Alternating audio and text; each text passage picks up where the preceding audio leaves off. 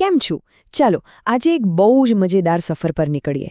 આ સફર છે ઊર્જાની, એટલે કે એનર્જીની.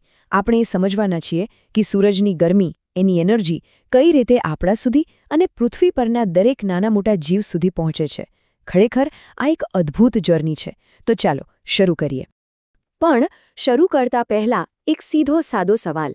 ક્યારે વિચાર્યું છે કે આપણે જે પણ કંઈ ખાઈએ છીએ, જેનાથી આપણને દોડવાની, રમવાની, ભણવાની શક્તિ મળે છે, એ બધી ઊર્જા, એ બધી એનર્જી આખરે આવે છે ક્યાંથી?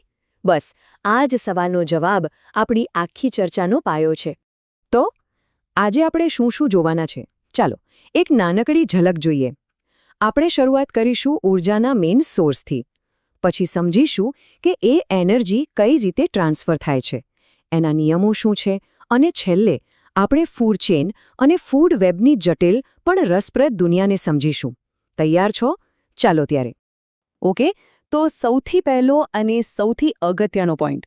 આપણા પ્લાનેટ પર, આ પૃથ્વી પર લગભગ બધે જ એનર્જીનો અલ્ટિમેટ સોર્સ કયો છે? જવાબ બહુ જ સિમ્પલ છે. એ છે આપણો સૂરજ. સૂર્યપ્રકાશ. પૃથ્વી પરનું કોઈ પણ ઇકોસિસ્ટમ હોય એના માટે એનર્જીનો એન્ટ્રી પોઈન્ટ તો સૂરજ જ છે. અહીંથી જ લાઈફનું આખું ચક્કર શરૂ થાય છે. પણ સવાલ એ છે કે સૂરજની આટલી બધી એનર્જીનું થાય છે શું? શું એ બધી જ વપરાઈ જાય છે? ના, ચાલો જોઈએ કે આપણા ઉત્પાદકો એટલે કે લીલાછમ છોડવાઓ આ એનર્જીને કેવી રીતે પકડે છે. ફક્ત 1%. કેમ? આંકડો થોડો નાનો નથી લાગતો? પણ માની લો, પૃથ્વી પરના સમગ્ર જીવન માટે આ 1% જ બધું છે. ચલો સમજીએ કે આ 1%નો મતલબ શું છે.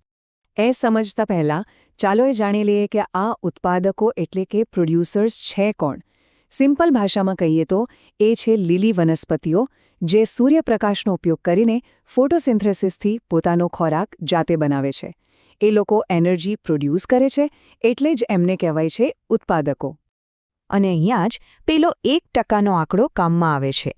નવાઈની વાત એ છે કે વનસ્પતિ પર જેટલો પણ સૂર્યપ્રકાશ પડે છે, એમાંથી ફક્ત ને ફક્ત 1% પ્રકાશનો એ ખોરાક એટલે કે કેમિકલ એનર્જીમાં રૂપાંતર કરી શકે છે. બાકીના 99% તો એમ જ જતા રહે છે. છે ને નવાઈની વાત? સારું, તો ઉત્પાદકોએ 1% એનર્જી મેળવી લીધી. હવે વિચારો કે જ્યારે કોઈ શાકાહારી પ્રાણી, જેમ કે હરણ, એ ઘાસ ખાય તો શું એને છોડની બધી જ એનર્જી મળી જાય છે? ના, અહીંયા આવે છે બીજો એક બહુ જ ઇમ્પોર્ટન્ટ નિયમ. 10%. આ છે આપણો બીજો મેજિકલ નંબર. હંમેશા યાદ રાખજો, જ્યારે પણ એનર્જી ફૂડ ચેઇનમાં એક લેવલ પરથી બીજા લેવલ પર જાય છે, ત્યારે પૂરેપૂરી નથી જતી. એમાંથી ફક્ત 10% જ આગળ વધે છે. આ સવાલ મનમાં આવવો જ જોઈએ કે જો હરણને ઘાસમાંથી ખાલી 10% જ એનર્જી મળી, તો પછી બાકીની 90% એનર્જી ગઈ ક્યાં? હવામાં ઓગળી ગઈ? ના, એવું નથી. તો એ 90% ઊર્જા ક્યાં ગઈ? જુઓ, કોઈ પણ જીવ એ ઊર્જાનો ઉપયોગ પોતાની રોજિંદી ક્રિયાઓ માટે કરે છે, જેમ કે ખોરાક પચાવવા, શ્વાસ લેવા, મોટા થવા, આમતેમ ફરવા. અને આ બધી પ્રોસેસમાં મોટાભાગની ઊર્જા ગરમીના રૂપમાં શરીરમાંથી બહાર નીકળી જાય છે અને પર્યાવરણમાં ભળી જાય છે. આ વાતને સમજવા માટે આ પિરામિડ એકદમ પરફેક્ટ છે. જુઓ, સૌથી નીચે પાયામાં છે ઉત્પાદકો એટલે કે વનસ્પતિ. એની ઉપર છે પ્રાથમિક ઉપભોગીઓ એટલે કે ઘાસ ખાનારા શાકાહારીઓ. પછી આવે દ્વિતીય ઉપભોગીઓ એટલે કે નાના માંસાહારીઓ. અને છેક ટોપ પર છે તૃતીય ઉપભોગીઓ એટલે કે મોટા શિકારી પ્રાણીઓ. ચાલો આને એક ઉદાહરણથી સમજીએ તો ફટાફટ સમજાઈ જશે. ધારી લો કે ઉત્પાદકો એટલે કે ઘાસ પાસે 10,000 જૂલ એનર્જી છે. હવે 10%ના નિયમ પ્રમાણે એને ખાનારા હરણને મળશે ફક્ત 1,000 જૂલ.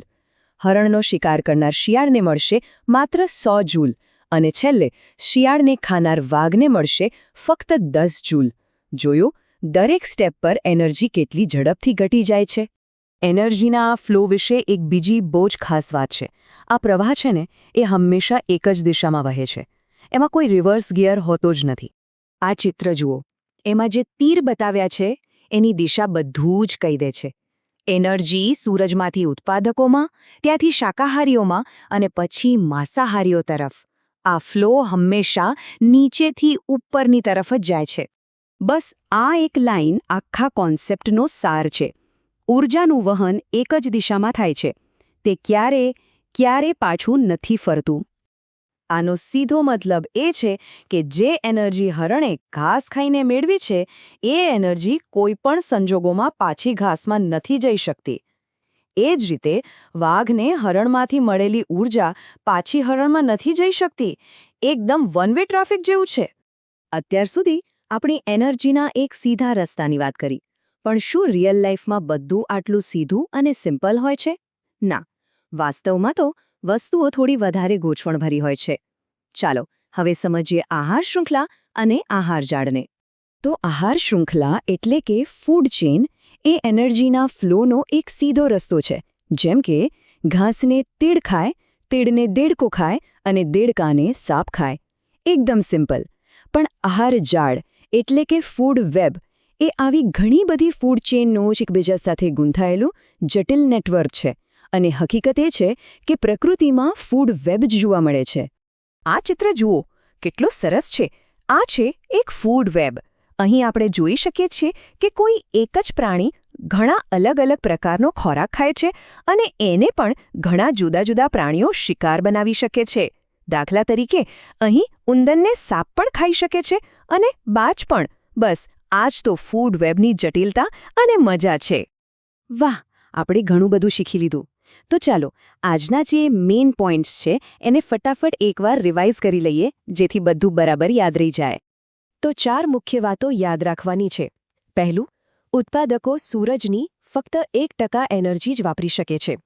બીજું, દરેક લેવલ પર ફક્ત 10% એનર્જી જ આગળ જાય છે. ત્રીજું, એનર્જીનો ફ્લો હંમેશા વન વે હોય છે, પાછો નથી ફરતો. અને ચોથું, પ્રકૃતિમાં સિમ્પલ ફૂડ ચેઇન નહીં પણ જટિલ ફૂડ વેબ હોય છે. અને હવે જતાં જતાં એક સવાલ જે વિચારવા જેવો છે. આપણે જોયું કે ફૂડ વેબમાં દરેક જીવ એકબીજા સાથે જોડાયેલો છે. તો ક્યારેક વિચારજો કે જો આ જાળમાંથી કોઈ એક જીવ, ફક્ત એક નાનકડી કડી પણ ગાયબ થઈ જાય તો આખા ઇકોસિસ્ટમ પર, આખા નિવસન તંત્ર પર એની શું અસર થઈ શકે? આ સવાલના જવાબ સાથે ફરી મળીશું.